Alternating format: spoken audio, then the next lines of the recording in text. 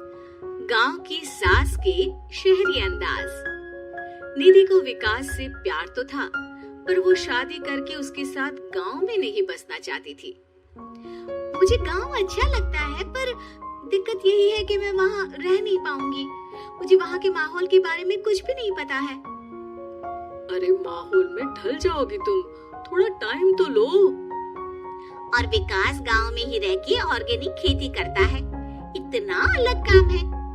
और यहाँ शहर में क्या है, कितना प्रदूषण और भीड़ है यहाँ। पर विकास यहाँ आके भी तो खेती कर सकते हैं ना। अरे शहर में एक प्लॉट लेने में जिंदगी भर की कमाई चली जाती है, खेत कैसे लोगे? सोच ले निधि, विकास गांव का है, वही उसका काम भी है। तेरे पास कोई नौकरी भी नहीं है, ना ही तुझे कभी काम करना था। मुझे कुछ समझ में नहीं आ रहा, मुझे अकेला छोड़ दो। उसी दिन निधि विकास से मिलती है। यार मेरे सारे दोस्त यही हैं। अरे दोस्त तो गांव में भी बन सकते हैं ना निधि। गांव के लोगों से कैसे दोस्ती कर पाऊंगी? मैं भी तो गांव का हूँ, मुझसे प्यार हो सकता है तो वहाँ के लोगों से दोस्ती भी हो ही सकती है ना। अरे यार कंफ्यूजन है बहुत। सोच लो निधि, शादी के मंडप पे छोड़ के मत जाना, वरना दोनों के परिवार की नाक कट जाएगी। अभी बोल दो, पत्रिका नहीं छपाते हैं। निधि के पास तो कोई चारा नहीं बचा। वो विकास से इतना प्यार करती है कि उसे छोड़ भी नहीं सकती। वो विकास के लिए गांव में शादी करके बसने को तैयार हो जाती है। जल्द ही दोनों की शादी हो जाती है। आई होप तुमको गांव में अच्छा लगेगा। मुझे पता है गांव में और शहर में अंतर क्या है, वहाँ के लोगों की सोच में अंतर है। मुझे पता है कि कैसा लगेगा मुझे। तुम ये बिना देखे किसी चीज के बारे में कुछ भी सोचने की आदत छोड़ दो ना।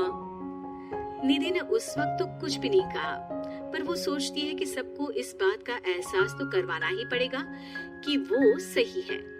उसके दिमाग में एक तरकीब आई। उसने सोचा कि गांव के लोगों के लिए वो ऐसा काम करेगी कि आगे से उसे कोई किसी काम का बोलेगा ही नहीं।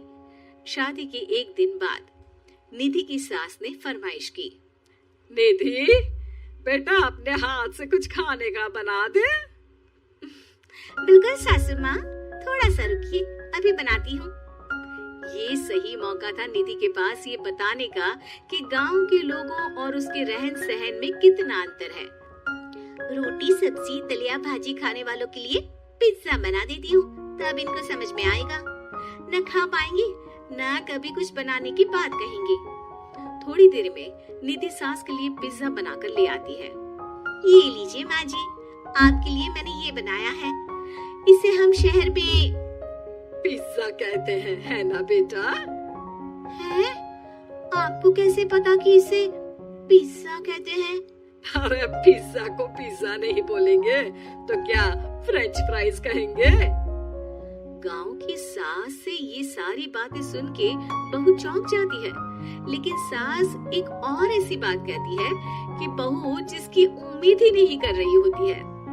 बहू इस पिज्जा के ऊपर ओरेगानो मिला दे और थोड़ा चिली फ्लेक्स, मजा आ जाएगा। माँ जी, गांव में रह के भी आपको ये सब कैसे पता है?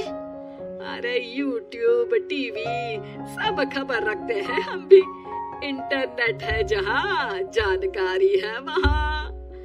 अरे वाह माँ जी। अरे अभी वहाँ मत बोल, अब जब मैं पिज्जा का फोटो लेके फेसबुक पर डालूंगी ना, तो वहाँ कमेंट में जाकर वहाँ बोलना, ठीक है?